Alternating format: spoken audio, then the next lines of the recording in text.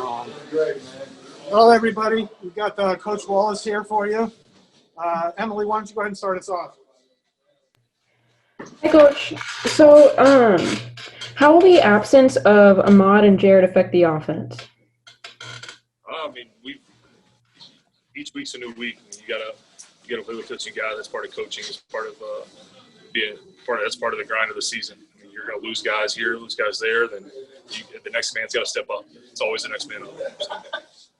So, like Did either of them say why they made those decisions? No, I'm not with the receivers, so I'm not really privy to that information. What are the biggest threats you're going to see from Nebraska's defense? They're a physical football team. They line up. They have good size. They've got some guys that played a lot of football. They're a highly motivated team. It's always going to be a tough sled in the Big Ten. You go play against a physical team every week. You got to bring it. You got to come up. You got to bring in physicality on offense and match that intensity and surpass that intensity. So I think it'll be a good matchup for us. And what is your plan to keep the momentum on the offense going heavy into the second half to keep it from dying out in the third or the fourth quarter? You have to come back out with the same intensity that you lead the game off with. You got to come out the second half and have a finish mentality that you're going to go finish the game out the right way. And I think that's something that we had a great practice today, great energy, and we've got to kind of maintain that energy throughout the week and carry that over into Saturday. Thank you, Coach. No problem. Okay, Mike. Hey, Ryan. Just running game picked up last week, not only from the backs, but from the offensive line and the tight ends. How much are the tight ends kind of getting more – are the tight ends getting more involved in the run game from a blocking standpoint? Yeah, absolutely. We made a commitment this offseason that's something we had to improve on in order for this football team to get where we want it to be. And I think we've improved each and every week. I mean, the guys have done a great job. And last week we came out, we executed things well. And we've just, like I said, we just got to carry that over and finish the game out the right way. But I was proud of the way they played. Just, I guess, the development of Garrett Miller and his ability to get on the field a little bit more. What is he doing other than the obvious, the long touchdown pass against Northwestern? But what is he doing to earn some more playing time? Garrett's a guy that plays with phenomenal effort. He goes out each and every day. He has one speed. He goes 100 miles an hour, and I mean, if he makes a mistake, he's going to make a mistake going 100 miles an hour. And he's a physical kid. He plays with an edge, and he can run. He's athletic. So we got to get him going the right direction sometimes. But like I said, I mean, he sets a tone on the field. He's able to do some things that we haven't had at the wide position in a while.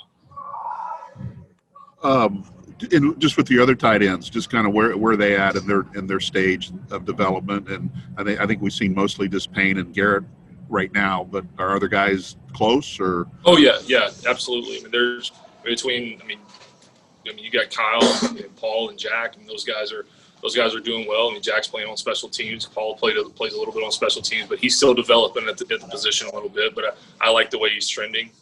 Kyle's doing a good job. He's going the right direction, and he's been a little beat up a few weeks back, so he kind of got a little bit behind. But he's coming back. He had a good practice today, and kind of see where we're at going forward. All right. Thank you. No problem. Okay, Tom. Hey, yeah, Coach Wallace, talk a little bit about just Payne Durham in particular and how you think he's developed so far this year. I think he's a guy that's gotten better each week. He's a guy that can take coaching points on Sunday, apply it to practice on Tuesday, Wednesday, Thursday, and then take it out to the game on Saturday and do exactly what he's worked on all week. And that's carried over, I mean, each and every week that I've seen. And I think he's continued to get better.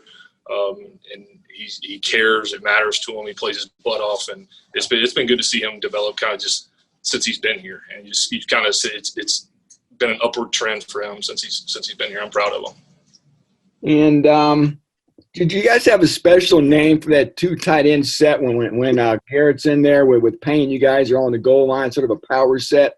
Is there any type of a name or lingo you have for that formation when those guys are on the field together? I can't tell you, but other people might find that out.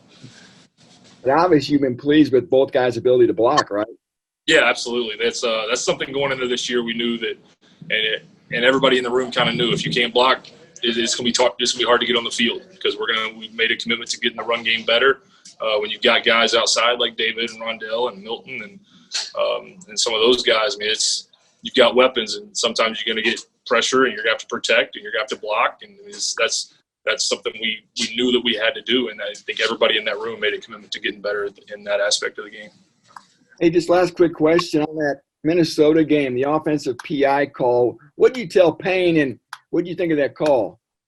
I mean, I think they made a call, and things happen. But you have to move past that. I mean, I gave Payne a hug in the locker room. We got a game next week, and we got to go. And you can't sit there and dwell on things that have happened in the past because that's life. I mean, you got to keep pushing forward, keep moving forward, and you got to be able to cleanse your system out and look forward to the next game and eliminate mistakes from the past.